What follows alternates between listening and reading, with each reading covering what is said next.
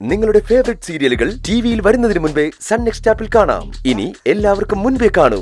ഇപ്പോൾ തന്നെ sun next app download ചെയ്ത് സബ്സ്ക്രൈബ് ചെയ്യൂ. നല്ല കാര്യപ്രാപ്തിയുള്ള കുട്ടിയാ. ഞാൻ എന്തിനാമേ വല്ല പെൺകുട്ടികളെയും കാണുന്നത്? ഇപ്പൊ അവള് വല്ല പെൺകുട്ടിയായിരിക്കും. അവളെ സ്വന്തം കുട്ടിയാക്കാൻ പറ്റുമെന്നാ എന്റെ വിചാരം. എനിക്കും ആ കുട്ടിയെ അങ്ങ് ഇഷ്ടപ്പെട്ടു. നീ വരണം, കുട്ടിയെ കാണണം, എന്നിട്ട് തീരുമാനങ്ങൾ എടുക്കണം.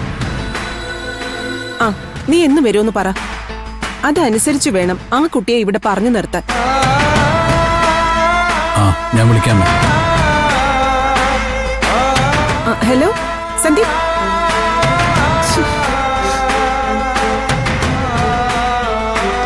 ചേട്ടാ,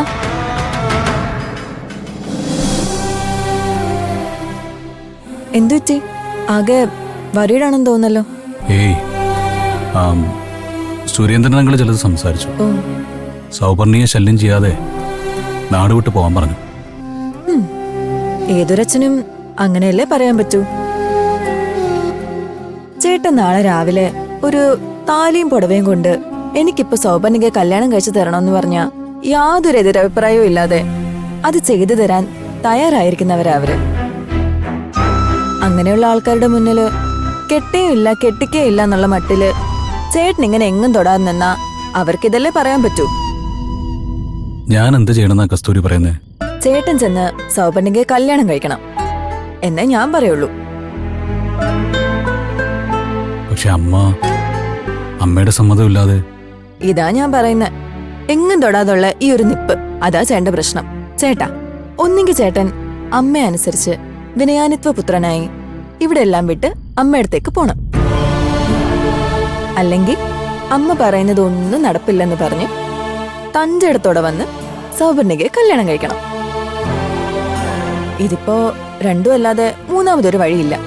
അതുകൊണ്ട് ഒട്ടും വൈകിപ്പിക്കാതെ ചേട്ടനൊരു തീരുമാനമെടുക്ക്.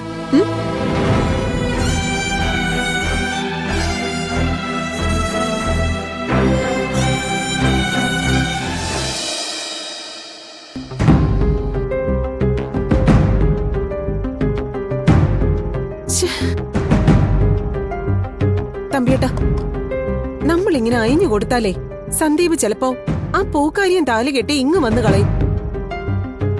ഇതവന്റെ വലിയൊരു ആഗ്രഹമല്ലേ ശ്രീകലാമ്മൻ? അതങ്ങ് സമ്മതിച്ചു കൊടുത്തൂടെ? എല്ലാ കാര്യത്തിലും ഷാഠ്യം പിടിക്കുകയും ഇഷ്ടം പറയുകയും ചെയ്യുന്ന ഒരാളല്ലല്ലോ സന്ദീപ്.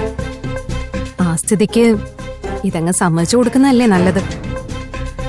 ഇത്തരം കാര്യങ്ങളിൽ എനിക്ക് ആരുടെ ഉപദേശം വേണ്ട. പൂക്കാരി പെണ്ണിന്റെ വക്കാലത്തുമായി ആരും എന്റെ അടുത്ത് വരിക വേണ്ട. വക്കാലത്തൊന്നും അല്ല സ്ത്രീകളെ, അത് അവളുടെ ഒരു അഭിപ്രായം. അത് നമ്മൾ പരിഗണിക്കുന്നില്ല, അത്രേ ഉള്ളൂ. ശ്രീകലാമ്മൻ, ഇക്കാലം അത്രയും നിങ്ങളെപ്പോലെ തന്നെ ഞാനും അവനെ കാണുന്നതല്ലേ. അവന്റെ സ്വഭാവം എനിക്കും അറിയാവുന്നതല്ലേ. അരുതാത്തതൊന്നും സംഭവിക്കരുതെന്ന് കരുതി ഞാനൊരു അഭിപ്രായം പറഞ്ഞതേ ഉള്ളൂ. ഇങ്ങനെയൊക്കെ അഭിപ്രായം പറയുമ്പോ നിങ്ങൾ ഒരു കാര്യം മനസ്സിലാക്കണം.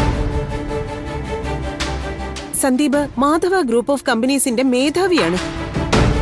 അവന്റെ ഭാര്യ ഇവിടുത്തെ അടുക്കളയിലും ബെഡ്റൂമിലും ഡ്രോയിങ് റൂമിലും മാത്രം ഒതുങ്ങി ജീവിക്കേണ്ട ഒരുത്തി അല്ല.